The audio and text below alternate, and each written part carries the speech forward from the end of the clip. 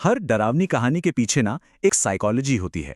तो आज हम एक ऐसी ही कहानी की परतों को खोलकर देखेंगे कि डर असल में कैसे बनता है और कैसे वो हमारे मन पर हावी हो जाता है। कहानी की शुरुआत होती है एक बड़े ही अजीब से निर्देश से।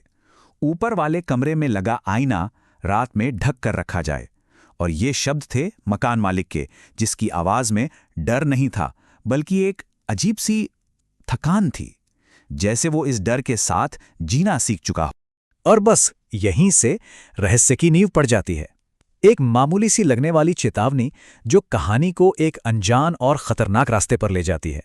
तो कहानी का जो किरदार है वो एक ऐसे पुराने सीलन भरे घर में रहने आता है जहाँ की खिड़कियां भी मानो रोशनी से डरती हों, और पता चलता है कि यहाँ कोई ज्यादा दिन टिकता नहीं।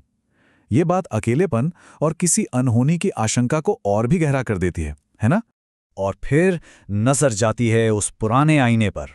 लकड़ी का फ्रेम घिसा हुआ है, शीशे पर एक हल्की सी कभी ना जाने वाली धुंध है। दिन में तो ये बस एक पुरानी चीज जैसा लगता है, पर असल में आने वाले खौफ की चाबी इसी के पास है। तो सवाल ये है कि एक हल्की सी बेचैनी आखिर खौफ में कैसे बदल जाती है। कहानी हमें दिखाती है कि ये सब एक झटके में नहीं होता। नहीं, ये होता है धीरे धीरे, रात दर रात। तो देखिए, डर का ये सफर कितने सधे हुए तरीके से आगे बढ़ता है। पहली 2 रातें बस हवा में एक भारी खामोशी, कुछ अजीब सा। लेकिन तीसरी रात आईने में जो अक्स है उसकी हरकत में देरी होने लगती है। चौथी रात पीछे एक धुंधली सी आकृति दिखाई देती है, और 5वीं रात तक तो अक्स का चेहरा ही बूढ़ा और थका हुआ लगने लगता है। मतलब हर रात एक नया और पहले से ज्यादा भयानक अनुभव लेकर आती है। यहाँ डर का पहला सिग्नल कोई भूत या चीख नहीं है, बल्कि फिजिक्स के नियमों का एक शांत सा उल्लंघन है। जरा सोचिए, जब आपका अपना अक्स आपकी नकल करने में कुछ सेकंड्स की देरी करे, तो ये किसी भी डरावने चेहरे से ज्यादा खौफनाक होता है। क्यों? क्योंकि ये आपकी हकीकत पर ही सवाल उठा देता है। और डर तब और भी बढ़ जाता है जब पता चलता है कि आईने में एक नहीं बल्कि 3 चेहरे हैं। पहला तो खुद किरदार का बिगड़ता हुआ चेहरा, दूसरा एक अजनबी जिसकी काली आंखें बस घूरती रहती हैं, और तीसरा एक अधूरा चेहरा जो धीरे धीरे बन रहा है, एक टेढ़ी मुस्कान के साथ। ये तीनों मिलकर डर को कई गुना बढ़ा देते हैं। अच्छा, जब डर अपनी हर सीमा पार कर जाता है तो किरदार आखिर में इसका सामना करने का फैसला करता है। लेकिन यही फैसला उसे कहानी के सबसे भयानक पल की तरफ ले जाता है।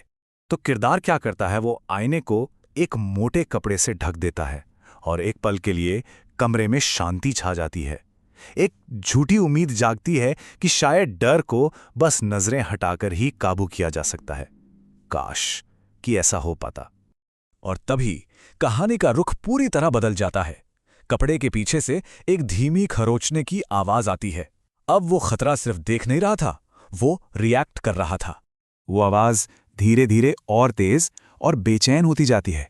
ऐसा लगता है मानो शीशे के उस पार फंसा कोई अपनी पूरी ताकत से बाहर निकलने की कोशिश कर रहा हो। और फिर अचानक सब शांत, सन्नाटा। कभी कभी ना शोर से ज्यादा डरावना ये सन्नाटा होता है। ये वही पल है जब सांसें थम जाती हैं और दिल बस अगली अनहोनी के इंतजार में डूब जाता है। सुबह होती है तो कपड़ा जमीन पर पड़ा मिलता है। आईने में वो तीसरा चेहरा अब पूरा हो चुका है, और वो मुस्कुरा रहा है। वो चीज सिर्फ बाहर नहीं निकली, वो जीत गई थी। लेकिन क्या घर से भाग जाने से डर खत्म हो जाता है? नहीं, कहानी यहां खत्म नहीं होती, बल्कि अपने सबसे रोंगटे खड़े कर देने वाले हिस्से में दाखिल होती है। किरदार उस घर से भाग जाता है। एक नया शहर, नया घर और महीनों की शांति। एक पल को लगने लगता है कि खतरा शायद उसी घर और उसी आईने तक ही सीमित था, लेकिन ये शांति एक धोखा है। और यही कहानी का सबसे भयानक मोड़ आता है। देखिए, पहले डर का एक ठिकाना था, वो पुराना घर, उसका एक सोर्स था, वो आईना। पर अब डर का कोई ठिकाना नहीं, क्योंकि वो हर जगह है। सोर्स अब आईना नहीं, बल्कि खुद वो इंसान है। डर अब बाहर नहीं, अंदर है। नए घर के बाथरूम में आईने में अक्स फिर से देर से हिलता है, और उसके पीछे वही तीसरा चेहरा बड़े सब्र से इंतजार कर रहा है। ये खौफ अब एक पर्सनल अभिशाप बन चुका है, एक ऐसी परछाई जिससे भागा नहीं जा सकता। तो इस पूरी कहानी का मतलब क्या है? ये हमें आईनों के बारे में और शायद खुद हमारे बारे में क्या बताती है? कहानी हमें एक बहुत ही गहरे और परेशान करने वाले विचार के साथ छोड़ जाती है।